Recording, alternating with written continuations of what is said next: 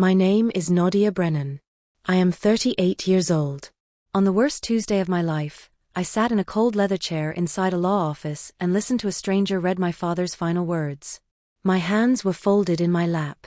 I kept them still because I did not want anyone to see them shaking. My stepmother, Carol, sat across the table in a black dress with a soft, sad smile. She looked like a woman deep in grief. I knew better. My father, Thomas Brennan, died 11 days before that meeting. Lung cancer.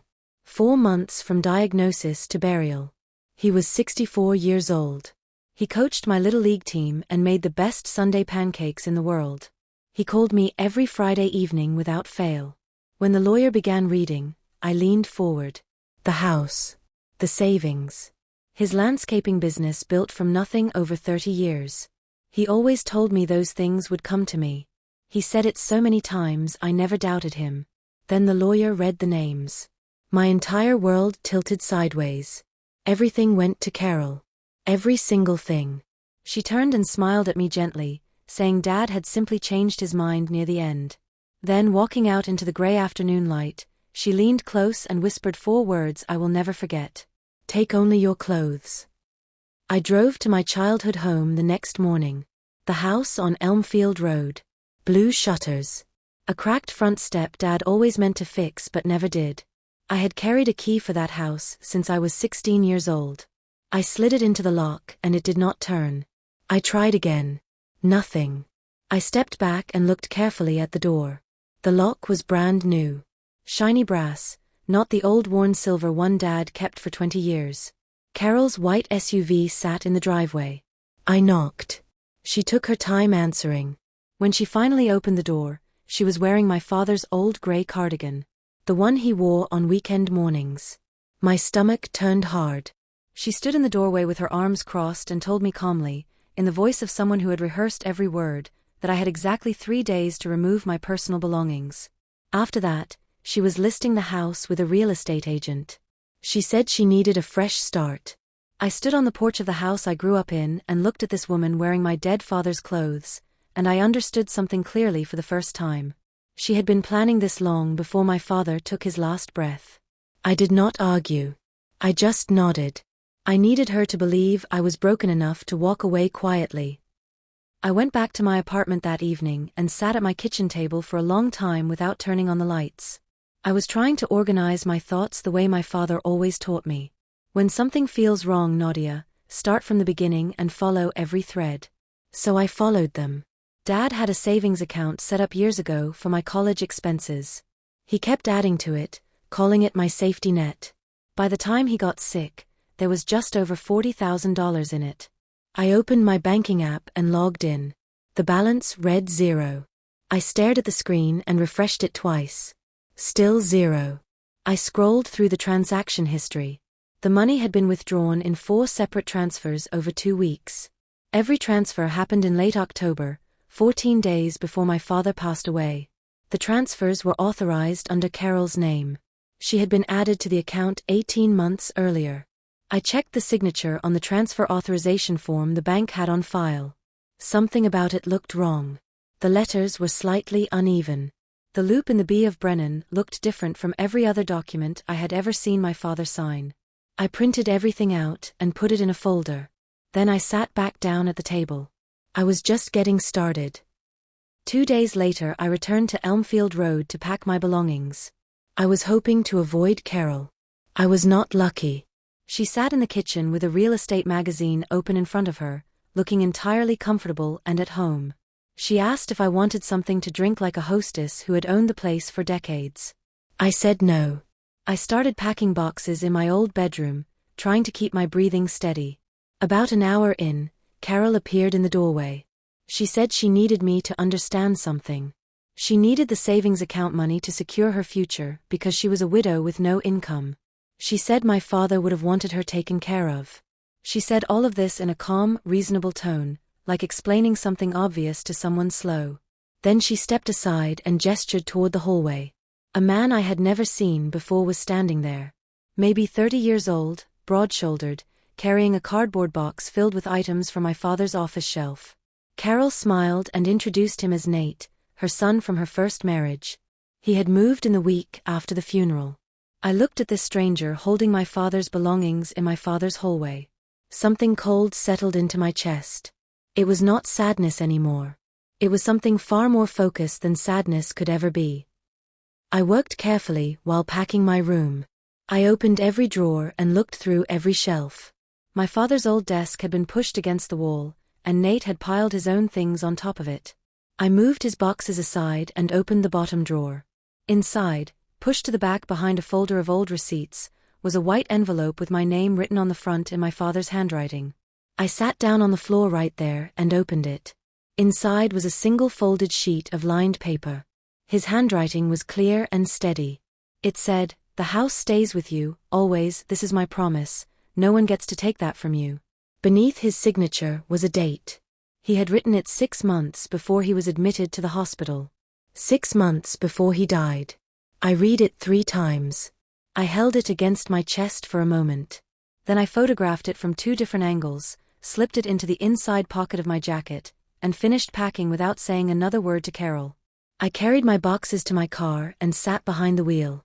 I needed to find out exactly when my father's will had been changed. And I needed to understand how a man making quiet promises about his house 6 months before his death had decided in his final days to give everything away to someone else. I called the law firm that handled my father's estate the following Monday morning. I asked politely for basic timeline information about the will. The assistant was careful with her words, but gave me enough. The will had been updated and signed just 3 days before my father died. He had been admitted to St. Michael's Hospital on November 1st and died on November 14th. The new will was dated November 11th. I thanked her and hung up. Then I opened my laptop and pulled up every text message my father had sent me during his hospital stay. I had saved every one. The last message from his phone came on November 2nd. After that, nothing. My aunt told me at the funeral that by November 3rd, Dad was on strong pain medication. By November 5th, he was mostly unconscious. His doctors had told the family he was not responding consistently to anything during the 2nd week of his stay. I stared at the date on the will. November 11th. My father had supposedly sat up in a hospital bed, reviewed a new legal document, and signed his name. On a day when, by every account from nurses and family, he could not hold a conversation or open his eyes. I wrote everything down on a yellow legal pad. The story Carol was telling did not match what the calendar was showing. And calendars do not lie. I needed someone who had been in that hospital room. Someone who was not family and had no reason to take sides. It took me 4 days and 7 phone calls to find the right person. Her name was Pauline. She had been one of the rotating nurses on my father's floor during his final 2 weeks. She was soft-spoken and clearly nervous when I reached her. I told her I was not trying to get anyone in trouble. I just needed to understand what had happened. She was quiet for a long moment. Then she told me she remembered my father's room well because it had been an upsetting situation. She said Carol came in on November 11th and asked the nursing staff to give her private time with the patient. This was not unusual. Family members requested this often. But Carol had not come alone. She brought 2 people in regular clothing who carried a folder of papers. Pauline said she peeked through the small window in the door after a few minutes because something felt wrong to her. My father was lying completely still. He was not sitting up. One of the strangers was leaning over the bed doing something with the papers. Pauline told herself it was probably just insurance paperwork. She had been convincing herself of that ever since. Until I called her. I asked her to write down everything she remembered and keep it safe. She said she would. The will listed 2 witnesses. I wrote down both names and started searching. The first name gave me very little. The second name stopped me cold. The second witness was a woman named Bonnie Casper. I searched every directory and public record I could access. What came up was a small hair salon on the east side of the city called Bonnie's Cuts. The owner and only stylist was Bonnie Casper. I then checked Carol's social media profile, which she had never made private. Scrolling back far enough revealed photo after photo. Carol in a salon chair. Carol showing off a fresh haircut. Carol tagging the same location every single time. Always Bonnie's Cuts. 6 posts across 3 years. In one of them, Carol had written, "Bonnie always makes me feel like myself again, best in the city." Bonnie Casper was not a lawyer. She was not a notary. She was not a hospital employee or any professional connected to estate law. She was my stepmother's personal hairdresser.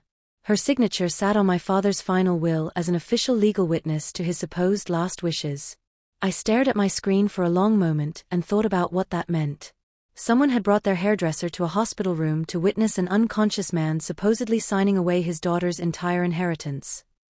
I found an estate attorney through a referral from a colleague whose family had gone through a will dispute 2 years earlier.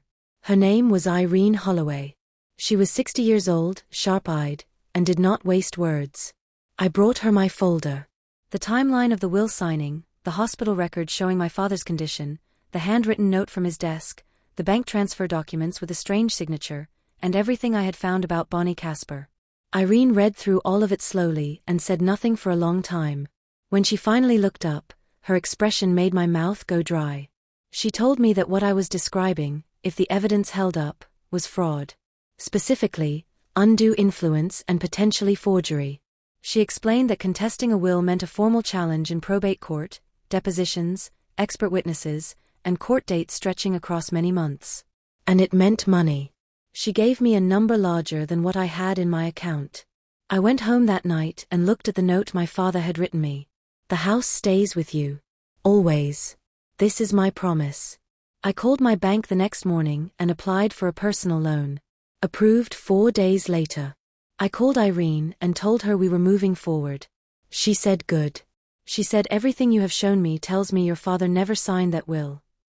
3 weeks after filing the lawsuit, I was driving home from work when I turned onto Elmfield Road out of habit.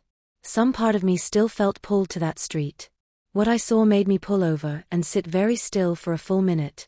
Carol had set up a garage sale in the front yard. Tables of items stretched from the driveway to the edge of the lawn. Maybe 15 people wandered around, picking things up and turning them over. I got out of my car and walked closer.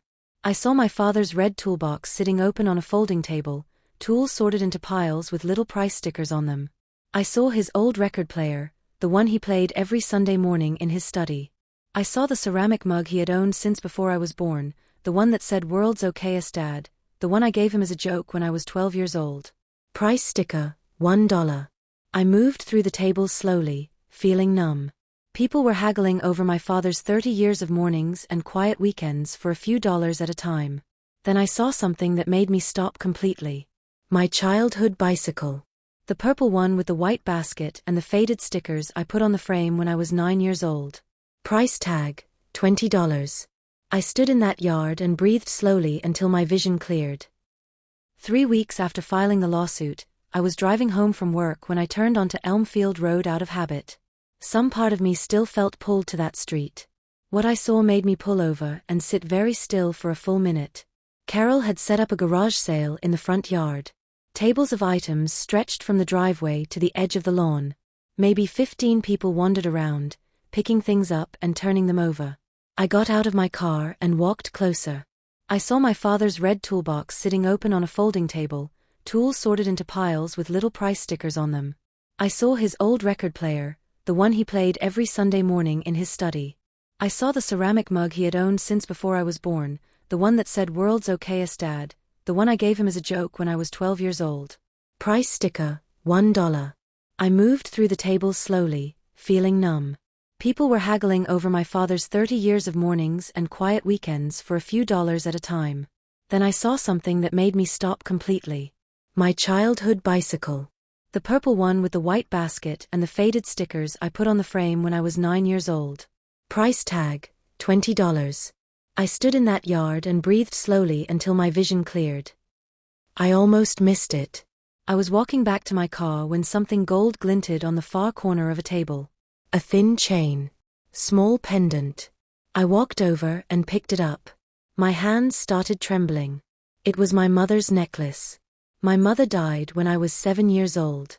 This necklace was the only physical thing of hers I had ever owned. My father kept it for years and gave it to me on my 18th birthday. I had left it in my old bedroom in the small jewelry box on my dresser and did not think to grab it when I packed. I found Carol near the driveway and walked straight over. I told her calmly that the necklace had belonged to my mother and I was taking it. Carol looked at the necklace in my hand, then looked at me. Her expression did not change. She said everything in the house was part of the estate and anything being sold had a price. She said the necklace was priced at $300. $300 for my dead mother's only gift to me. I looked at Carol for one long, steady moment. I thought about my father's note and about Irene and the months of work still ahead. Something inside me finished being patient and finished being polite. I paid the $300. I walked to my car. I was completely done being gentle. Irene filed the formal will contest in probate court on a cold Monday in January. I signed my name on the final set of documents and felt my hands steady and sure.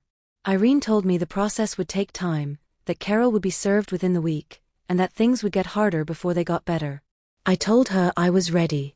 2 days after Carol was served, she called my cell phone for the first time since the estate meeting. I let it go to voicemail. She left a message 40 seconds long. Her voice was calm and tired, like a teacher explaining something to a student who keeps getting it wrong. She said I was making a mistake. She said my father had been very clear about his wishes.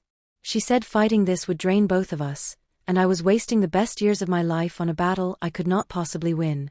Then her voice shifted slightly. She said if I dropped the case now, we could all move forward peacefully. I played the message twice. Then I forwarded it to Irene with one line of text: "She is already nervous, we keep going."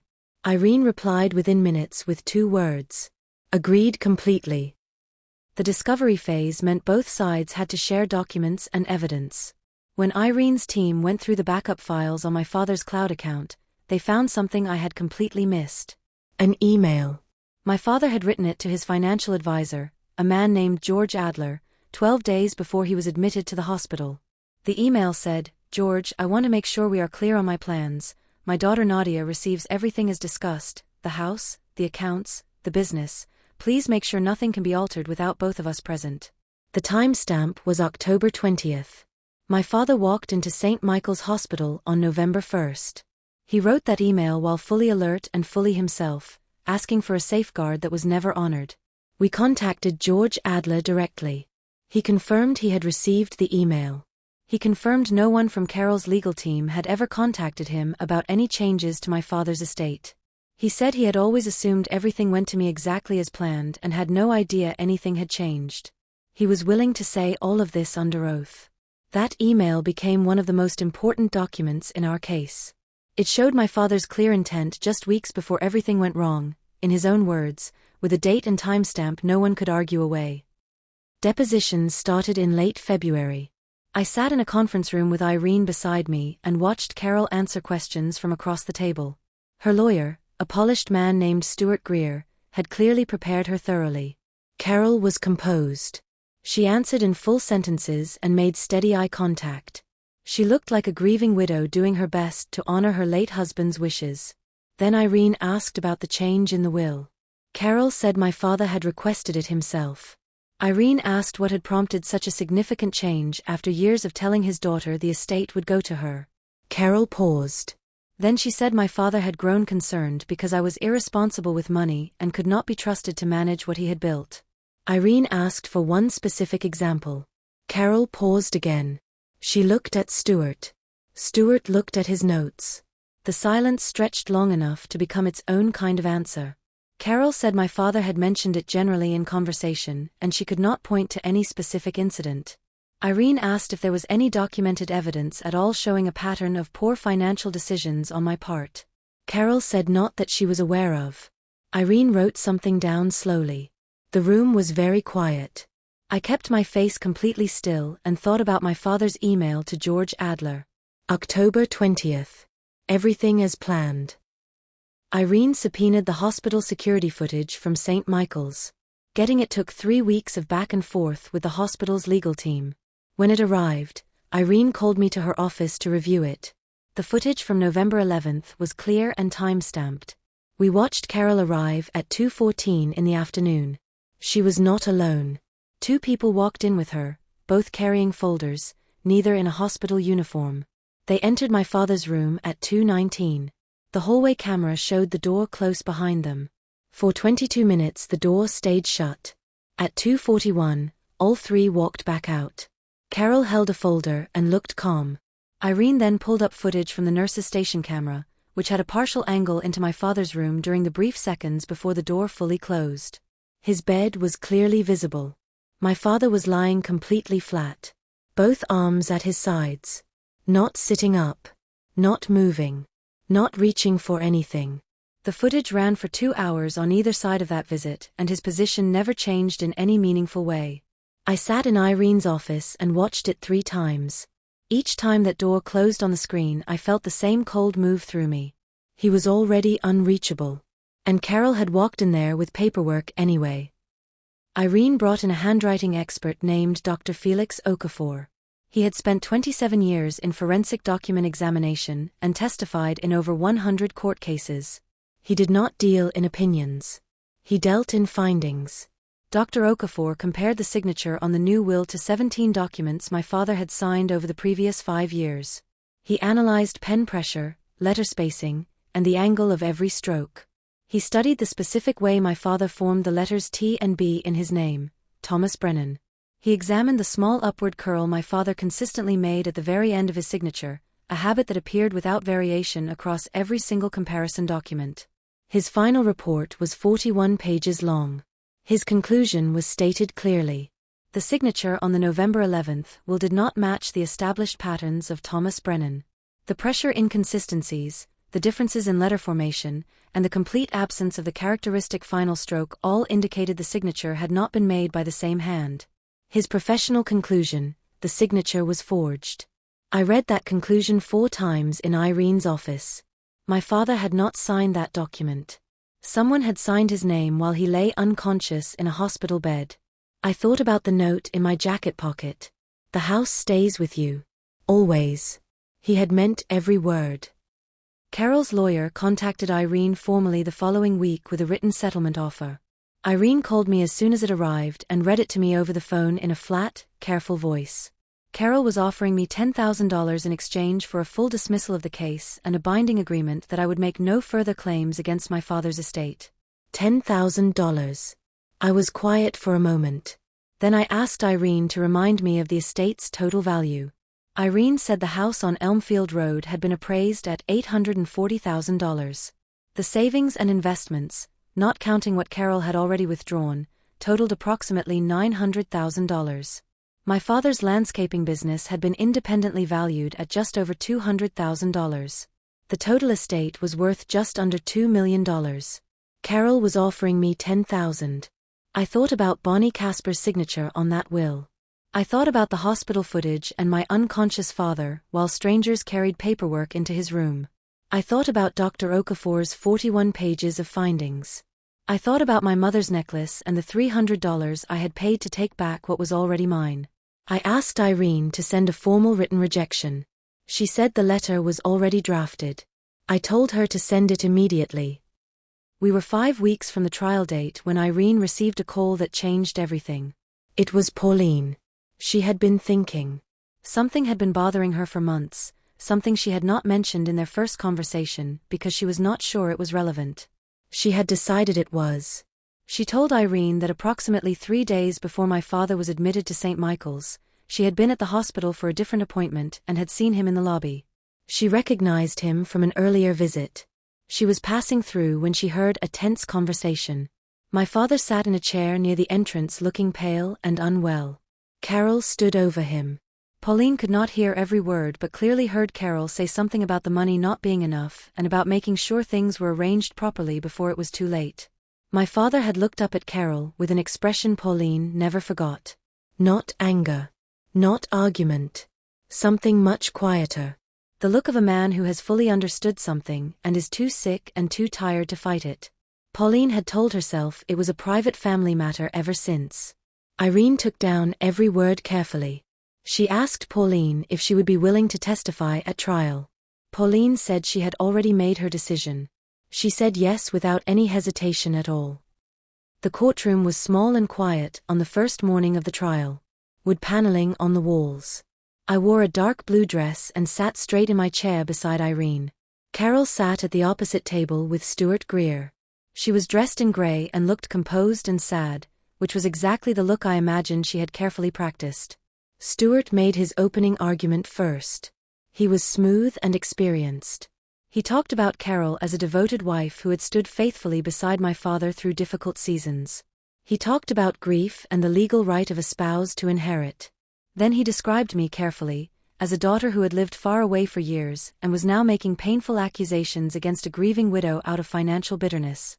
He said the word bitterness twice. He said I was punishing Carol for my own complicated feelings about my father's death.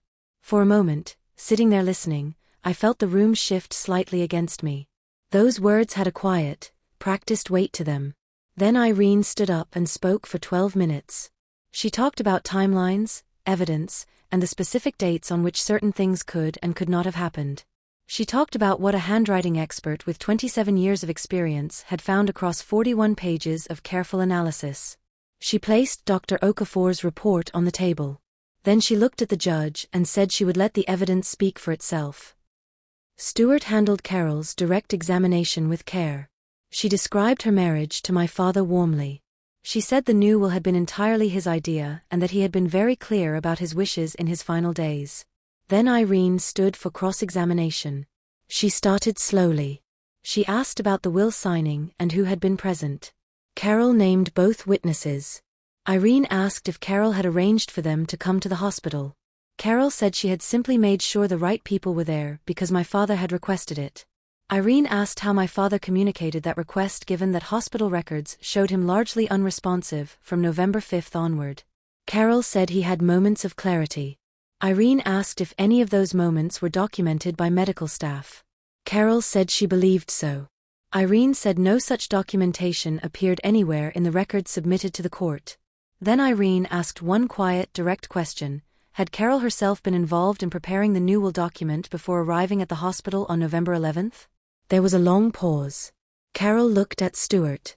His jaw tightened. Carol looked back at Irene and said carefully that she had helped make sure the paperwork was in order.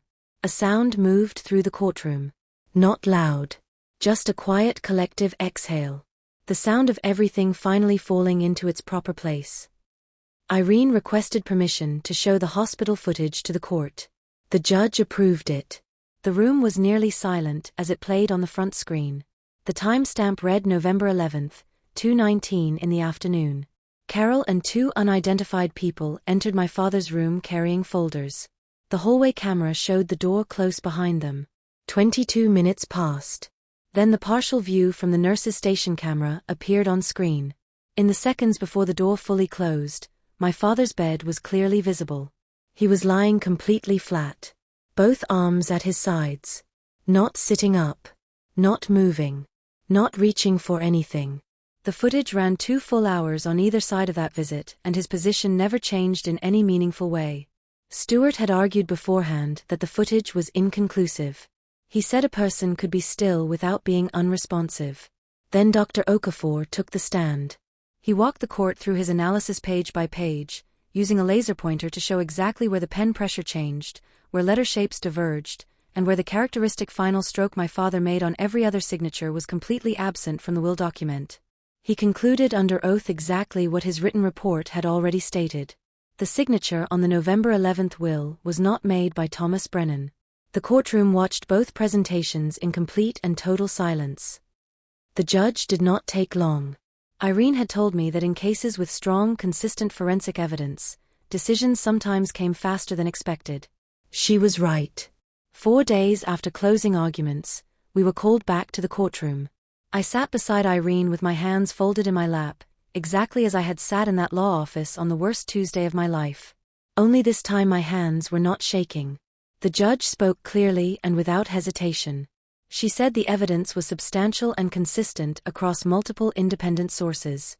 She cited the handwriting analysis, the hospital footage, the medical records confirming my father's condition, the nurse's testimony, the email to his financial advisor, and the serious concerns about the qualifications and personal relationships of the named witnesses. She said the November 11th will was invalid. She declared my father's previous will, signed 4 years earlier leaving everything to me, to be the governing document of his estate. The house on Elmfield Road. The savings. The landscaping business he had spent 30 years building. All of it legally mine. She struck Carol's name from the executor roll and replaced it with mine. I sat completely still for several seconds after she finished. Then I exhaled slowly and completely. It was the first full breath I had taken in months. The ruling on the will was not the end. Irene had filed a separate motion asking the court to address the $40,000 Carol had withdrawn from my father's savings account in the weeks before his death. Carol's legal team argued those withdrawals were authorized because Carol had been added to the account. Irene countered with Dr. Okafor's analysis of the bank's authorization forms. He had reviewed those documents during discovery and found the same inconsistencies in the signature used to grant Carol elevated account access. The same uneven pressure. The same absent final stroke. The court found that the authorization had not been validly obtained. The judge ordered Carol to repay the full $40,000 to the estate, with interest calculated from the date of each withdrawal. The court also ordered Carol to vacate the house on Elmfield Road within 30 days. She did not look at me when that order was read aloud. Her son Nate stood up quietly and left before the session fully closed. Stuart Greer shook Irene's hand afterward with a tight expression and nothing to say. Carol walked out of the courtroom with her head down and her hands at her sides. I watched her go. I did not feel triumphant. I felt something quieter than triumph. Like a ledger that had been wrong for a very long time had finally been set right. I moved back into the house on Elmfield Road on a Saturday morning in late spring. 1 carload of boxes. The bones of the house were still the same. The cracked front step was still there. The blue shutters needed paint. The kitchen still smelled faintly of the same wood cleaner my father used for as long as I could remember. I walked through every room slowly before I unpacked a single thing. Then I went out to the backyard. My father had planted a garden along the back fence years ago. Tomatoes and herbs mostly. The garden had been neglected during Carol's months there, but it was not dead. The rosemary had spread in every direction. The tomato cages leaned sideways. But the roots were still in the ground. Life was still there, quiet and waiting. I sat on the old wooden bench my father built beside the fence and held my mother's necklace in my hand. The gold was warm from the sunlight. I had been 35 when my father got sick. I was 38 now. 3 years of grief and courtrooms and forensic reports and depositions. 3 years of people telling me in various ways to accept what happened and move on quietly. I looked at that garden and I thought about what my father had written on that folded piece of paper. The house stays with you. Always. This is my promise. He made that promise with a clear mind and a full heart. Carol changed the locks and sold his things and told me to take only my clothes. But a promise made by someone who truly loves you does not disappear just because someone tries to bury it. It waits. And if you are patient enough, and brave enough, and stubborn enough to follow every thread until the truth comes fully into the light, it survives. My father knew I would fight. He left that note exactly where I would find it.